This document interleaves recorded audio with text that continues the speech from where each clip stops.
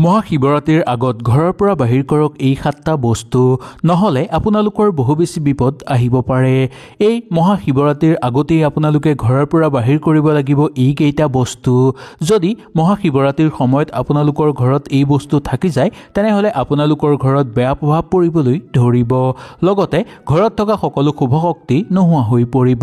আপুনি মহাদেৱৰ ওচৰত যিমানেই পূজা পাতল নকৰক কিয় বা মহাদেৱক যিমানেই আৰাধনা নকৰক কিয় আপোনালোকৰ মনৰ আশা কেতিয়াও পূৰ্ণ নহব আৰু মহাদেৱ আৰু মা পাৰ্বতী আহি আপোনালোকৰ ঘৰত কেতিয়াও বাস নকৰিব। শাস্ত্ৰৰ মতে এনে কিছুমান বস্তু আছে যিবোৰ এই সৌভাগ্যৰ ক্ষেত্ৰত ঘৰত থকাটো অমংগল বুলি মনা গৈছে। মহাশিৱৰাত্ৰিৰ সময়ত যদি এই বস্তু ঘৰত থাকে তেনেহলে ঘৰত প্ৰায় অশান্তি দেখিবলৈ পোৱা যাব। সেইকাৰণে এই শুভ দিনৰ আগতেই আপোনালোকে ঘৰৰ পৰা বাহিৰ কৰক এই বস্তু, নহলে ঘৰত বেয়া শক্তিৰ প্ৰভাৱ বৃদ্ধি পাবলৈ ধৰিব। যদি আপোনালোকে বিচাৰে যে এই বস্তুবোৰ আপোনালোকৰ ওচৰৰ পৰা দূৰ হৈ পৰাটো আৰু আপোনালোকৰ ঘৰৰ পৰিৱেশ পবিত্ৰ হৈ পৰাটো, মহাদেৱৰ পৰম আশীৰ্বাদ আপোনালোকৰ ওপৰত পৰাটো, তেনেহলে এই 7টা বস্তু আপোনালোকে ঘৰৰ পৰা বাহিৰ কৰক। ভিডিঅ'টো শেষলৈকে চাব, তেতিয়াহে আপোনালোকে সুন্দৰভাৱে বুজি পাব। আৰু যদি ভিডিঅ'টো ভাল লাগে লাইক এটা কৰি আমাৰ মনোবল বঢ়াব আৰু আপোনালোকৰ বন্ধুবৰ্গৰ লগত শ্বেয়াৰ কৰি তেওঁলোককো উপকৃত কৰিব। মহাশিৱৰাত্ৰিৰ দিনা ঘৰখন পবিত্ৰ কৰি ৰাখিব লাগে। কেতিয়াও ঘৰত মকৰা জাল যাতে নহয় তাৰ প্ৰতি লক্ষ্য ৰাখিব আৰু যদিও আপোনালোকৰ ঘৰত মকৰা জাল আছে তেনেহলে সেই মকৰা জাল আপোনালোকে সেই মহাশিৱৰাত্ৰিৰ আগতেই আপোনালোকে চাফা কৰিব। যদি এনে নকৰে তেনেহলে মহাদেৱৰ পৰম আশীৰ্বাদ আপোনালোকে লাভ কৰিব নোৱাৰিব, বৰঞ্চ বেয়া শক্তিৰ প্ৰৱেশ বৃদ্ধি পাবলৈ ধৰিব আপোনালোকৰ ঘৰত। সেইকাৰণে মহাশিৱৰাত্ৰিৰ আগতেই আপোনালোকে ঘৰৰ মকৰা জাল চাফা কৰি ঘৰখন পৰিষ্কাৰ কৰি ল'ব।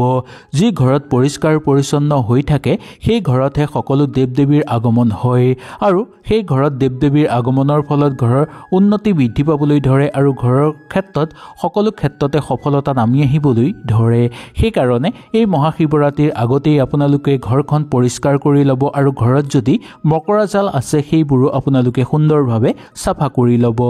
আপোনালোকৰ ঘৰত পুৰণা ভঙা আইনা আছে নেকি? যদি এই ভঙা আইনা আছে তেনেহলে এই মহাশিৱৰাত্ৰিৰ আগতেই আপোনালোকে ঘৰৰ পৰা বাহিৰ কৰক। এনে বস্তু ঘৰত থকাটো বহু বেছি অমংগল বুলি মনা গৈছে।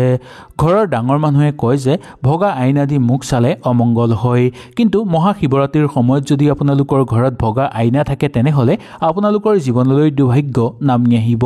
ঘৰত দুখ দৰিদ্ৰতা বৃদ্ধি পাবলৈ ধৰিব, সকলো ক্ষেত্ৰৰ পৰা আপোনালোকৰ ঘৰলৈ অমংগল নামি আহিব। মহাশিৱৰাত্ৰিৰ আগতেই যদি এই ভঙা আইনা আপোনালোকে ঘৰৰ পৰা বাহিৰ কৰে তেনেহলে আপোনালোকৰ ঘৰত শুভ প্ৰভাৱ পৰিবলৈ ধৰিব আৰু সাক্ষাৎ মহাদেৱ আহি আপোনালোকৰ ঘৰত বাস কৰিবলৈ ধৰিব। সেইকাৰণে এই ভগা চিগা আইনা ঘৰৰ পৰা বাহিৰ কৰাটো আপোনালোকৰ কাৰণে অত্যন্ত দৰকাৰ বুলি কোৱা হৈছে শাস্ত্ৰৰ অনুসৰি। কোনো দুৰ্ঘটনা হোৱা বস্তু যদি আপোনালোকৰ ঘৰত আছে, সেই বস্তু যদি আপোনালোকৰ বহুদিনৰ পৰা দৰকাৰ হোৱা নাই, এনেই ঘৰত পৰি আছে, তেনেহলে সেই বস্তু আপোনালোকে ঘৰৰ ভিতৰৰ পৰা বাহিৰ কৰক। ঘৰৰ বাহিৰত আপোনালোকে পিছফালে থব পাৰিব নাইবা ষ্ট'ৰ ৰুমত গৈ আপোনালোকে থব পাৰিব, কিন্তু একেবাৰে নলগা বস্তু আপোনালোকে ঘৰৰ ভিতৰত ৰখাটো একেবাৰে উচিত নহয়। এই বস্তু ঘৰত থাকিলে ঘৰলৈ অমংগল নামি আহে। এই বস্তু ঘৰত থাকিলে আপোনালোকৰ বেয়া শক্তিৰ প্ৰৱেশো বৃদ্ধি পাবলৈ ধৰিব আৰু আপোনালোকৰ ঘৰত থকা সকলো ভাল শক্তি ঘৰৰ পৰা নোহোৱা হৈ পৰিব। সেইকাৰণে এই মহাশিৱৰাত্ৰিৰ আগতেই আপোনালোকৰ ঘৰত যদি দুৰ্ঘটনা হৈ পৰি থকা কিবা বস্তু আছে তেনেহলে ঘৰৰ পৰা বাহিৰ কৰি ঘৰৰ বাহিৰত ৰাখক। কেতিয়াও আপোনালোকে ঘৰৰ ভিতৰত প্ৰৱেশ নকৰিব এনে বস্তু আজি আপোনালোকে বাহিৰ কৰাটো দৰকাৰ। যদি এনে বস্তু ঘৰত থাকে তেনেহলে ঘৰত দুৰ্ভাগ্য আৰু অমংগল নামি আহে, লগতে ঘৰৰ পৰা প্ৰচুৰ পৰিমাণে অৰ্থ হানি হয় আৰু দৰিদ্ৰতা বৃদ্ধি পাবলৈ ধৰে ঘৰত। শাস্ত্ৰৰ মতে ঘৰত বান্দুলি প্ৰৱেশ কৰাটো বহু বেছি অমংগল বুলি মনা গৈছে। যি ঘৰৰ মানুহৰ আগমন কম সেই ঠাইত বান্দুলিয়ে বসবাস কৰে। যদি আপোনালোকৰ ঘৰত বান্দুলি প্ৰৱেশ কৰিছে তেনেহলে আপোনালোকৰ ঘৰত দৰিদ্ৰতা আৰু ঘৰত অকাল বৃদ্ধি পাবলৈ ধৰিব। বান্দুলি থকা জেগাত বাস কৰা লোকসকলৰ সঘনাই বেমাৰ আজাৰৰ সৃষ্টি হ'বলৈ ধৰে আৰু আগলৈ ধৈৰ্য মানি ল'ব পাৰে। সেইকাৰণে আপোনালোকে এনে ক্ষেত্ৰত কিছু সাৱধানতা অৱলম্বন কৰিব লাগিব।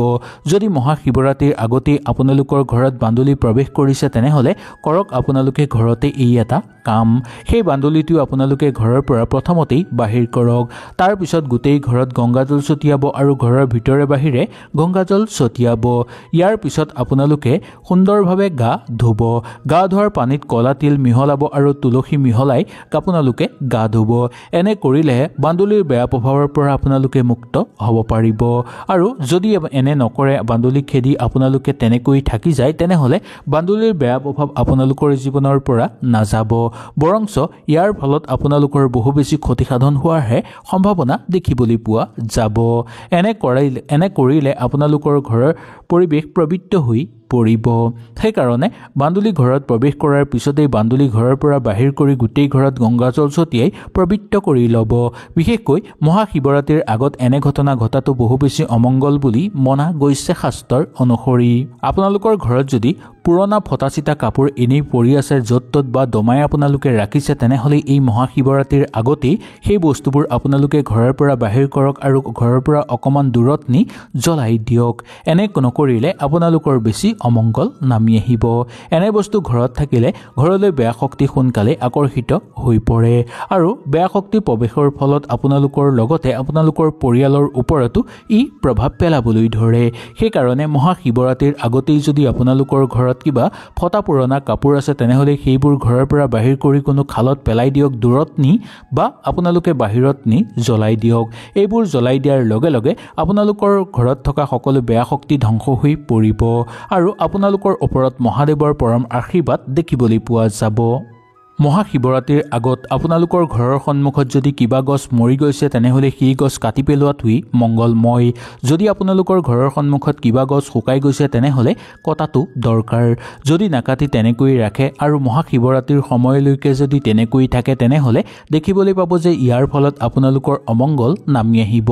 সেইকাৰণে মহাশিৱৰাত্ৰিৰ আগতেই আপোনালোকে এই গছ কাটি পেলাওক এনেও ঘৰত যদি মৰা গছ থাকে তেনেহ'লে অমংগল ঘৰলৈ নামি আহে এনে ঘৰত দুখ দৰিদ্ৰতা প্ৰায় হয় ঘৰত কণ্ডল বৃদ্ধি পাবলৈ ধৰে আৰু অকাল পৰিবলৈ ধৰে এনে মানুহৰ ঘৰত সেইকাৰণে মহাশিৱৰাত্ৰিৰ আগতেই এই কাম আপোনালোকে কৰি পেলোৱাটো দৰকাৰ যদি এনে কাম কৰে তেনেহ'লে মহাদেৱৰ আশীৰ্বাদ আপোনালোকৰ ওপৰত পৰিব আৰু যদি নকৰে তেনেহ'লে মহাদেৱ আপোনালোকৰ ঘৰলৈ কেতিয়াও আকৰ্ষিত নহ'ব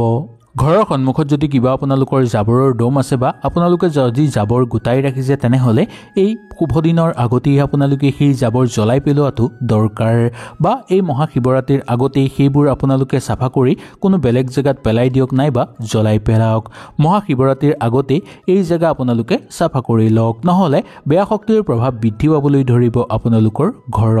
ঘৰৰ দুৰ্ভাগ্য নামি আহিবলৈ ধৰিব বা ঘৰত দুৰ্ভাগ্যই বাস কৰিবলৈ ধৰিব